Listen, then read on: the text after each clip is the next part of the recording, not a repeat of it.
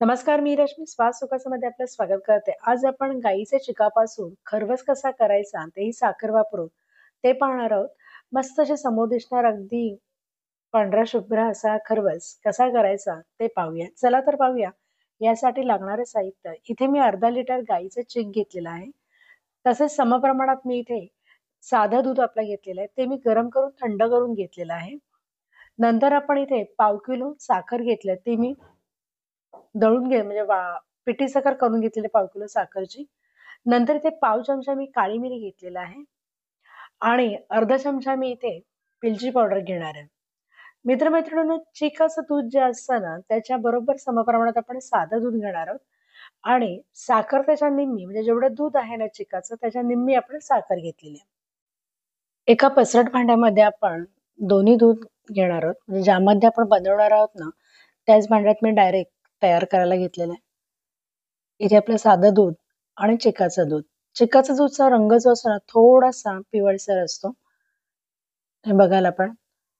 हे दोन्ही दूध आपण एकत्र करून घेतलेले आहेत. इथे मी साखर जे आहे ते मिक्सरला भांड्यामध्ये लावून दळून घेतलेली आहे, जेणेकरून ती लगेच विरघळली जाईल. त्यामुळे मी जेवढा अर्धा लिटर चीक आहे, त्याच्या निम्मी म्हणजे पाव किलो मी इथे साखर घेतलेली आहे.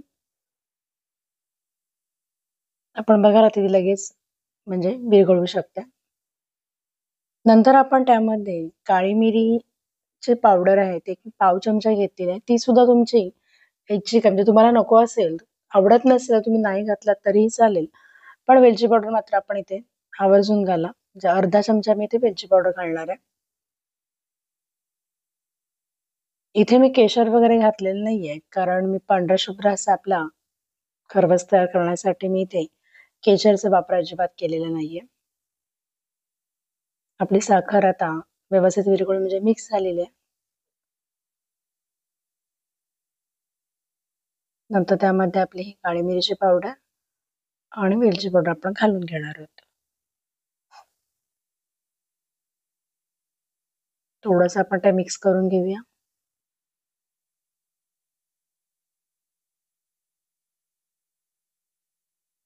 एकीकडे मी पाणी गरम करत पाणी उकळत ठेवलं होतं भांड्यामध्ये.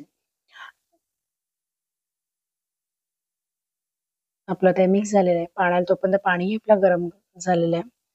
त्यामध्ये फक्त आपण हे भांडं ठेवणार आहोत.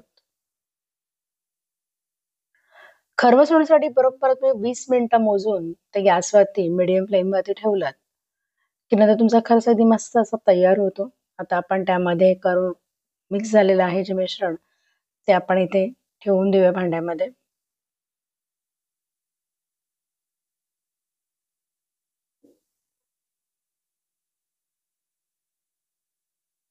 इथे आपण बघाल, इथे मी भांडं ठेवलेलं आहे. झाकण ठेवायचं आहे. गॅसची फ्लेम मी मीडियम केलेली आहे. बरोबर 20 मिनिटानंतर आपला खरवस मस्त असा तयार होईल. 20 मिनिटं आपली झालेली आहेत आणि आपण बघाल इथे पांढरा शुभ्र आपला मस्त असा खरवस तयार झालेला आहे. आपण भांडं काढून घेऊया. सुरी आपण त्याच्या मधोमध घालून तो झालाय की नाही चेक करू शकता. पण इथे आपण बघाल वरून छान मस्त असा दिसतोय, याच्यावरून आपल्याला समजतं की खरवस तयार झालेला आहे.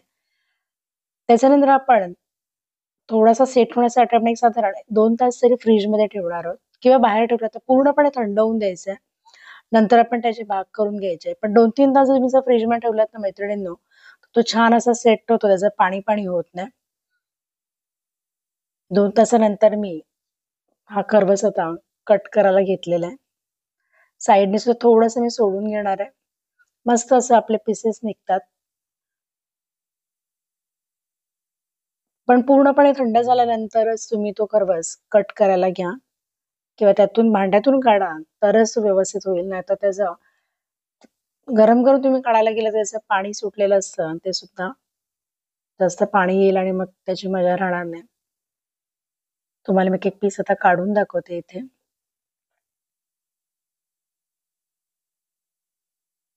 बिना चिकाच्या खरवसची रेसिपी सुद्धा आपण आपल्या व्हिडिओ जो चॅनलवरती आहे तो अपलोड अगोदरच केलेला आहे. चिकाचं दूध जर नाही मिळालं तर ते कसं करायचं बिना चिकाचा खरवस, त्याचा व्हिडिओ सुद्धा मी नक्की पाहून घ्या. त्याची लिंक मी डिस्क्रिप्शन मध्ये ठेवणारच आहे. इथे बघायला आपण इथे मस्त असा हा आपला खरवस तयार झालेला आहे. नक्कीच तोंडाला पाणी सुटलं असेल तर एकदा नक्की करून पहा आणि चॅनलवरती नवीन असाल तर चॅनलला सबस्क्राईब करायला मात्र विसरू नका मित्र-मैत्रिणींनो. ही हा व्हिडिओ आवडला, ही रेसिपी आवडली तर मला नक्कीच कमेंट्समध्ये सांगा की तुम्हाला कशी वाटली. मस्त असा आपला खरवस तयार झाला. धन्यवाद हा व्हिडिओ बघितल्याबद्दल.